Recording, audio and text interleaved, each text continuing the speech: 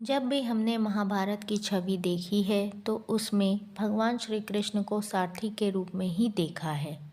महाभारत के महायुद्ध से पहले ही श्री कृष्ण ने यह कह दिया था कि वह महाभारत के युद्ध में शस्त्र नहीं उठाएंगे और न ही युद्ध करेंगे। महाभारत के दौरान कई विषम स्थितियां आईं, लेकिन श्री कृष्ण ने अपना सुदर्शन चक्र नहीं चलाया, न किसी से युद्ध किया।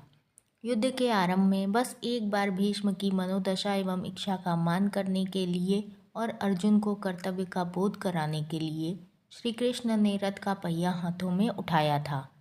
तब अर्जुन ने श्री कृष्ण के चरण पकड़ लिए और उनसे रथ का पहिया रख देने का आग्रह किया। ऐसे में यह सवाल उठता है कि आखिर श्री कृष्ण ने युद्ध न करने की बात क्यों की। भगवान श्री कृष्ण केवल अर्जुन के मार्गदर्शक और सारथी बने रहे। महाभारत युद्ध के इस रहस्य को जानने से पहले भगवान श्री कृष्ण और अर्जुन के पूर्व जन्म को जानना होगा।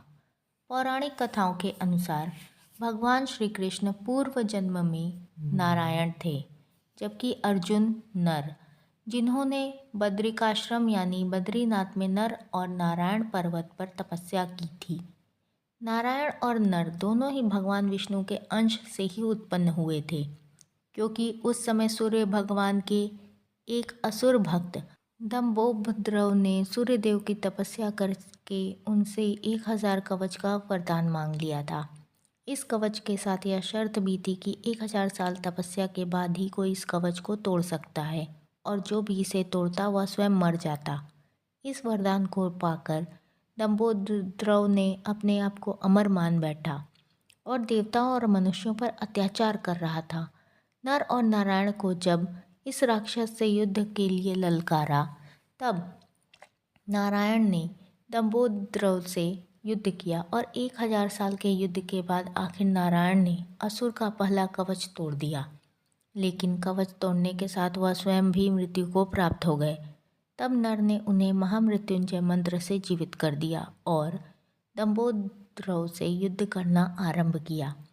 यह युद्ध भी 1000 साल चलता रहा और नर ने असुर का दूसरा कवच तोड़ दिया।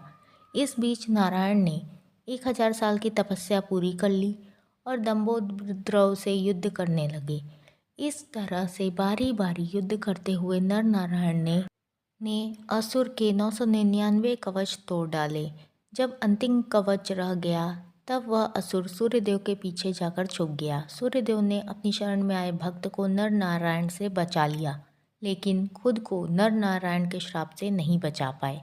नर नारायण ने सूर्यदेव से कहा कि आपका यह भक्त द्वापर में आपके अंश से उत्पन्न होगा और तब आपको अपने पुत्र की मृत्यु का शोक भोगना पड़ेगा।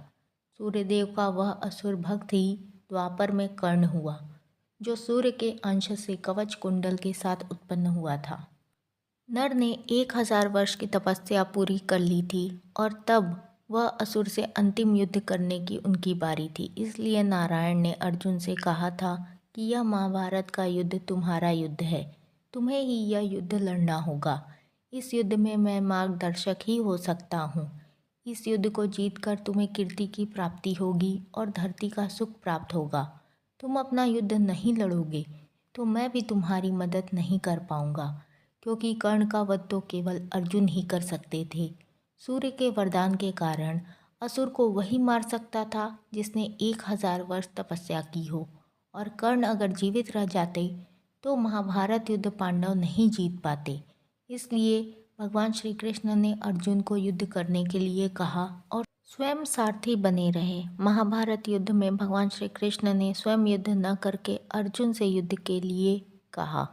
इसके पीछे एक रहस्य यह भी है कि भगवान कहते हैं, मैं मार्गदर्शक ही हो सकता हूँ, बुद्धि रूपी रथ का सारथी हो सकता हूँ, लेकिन हर व्यक्ति का जीवन में अपना अपना युद्ध होता है, और जो अपना युद्ध स्वयं नहीं लड़ सकता है, भगवान भी उसकी मदद नहीं करते हैं। इसलिए हमेशा यह समझना चाहिए कि जब युद्ध हमारा है तो लड़ना भी हमें ही पड़ेगा। ईश्वर हमारे बदले आकर युद्ध नहीं लड़ेंगे।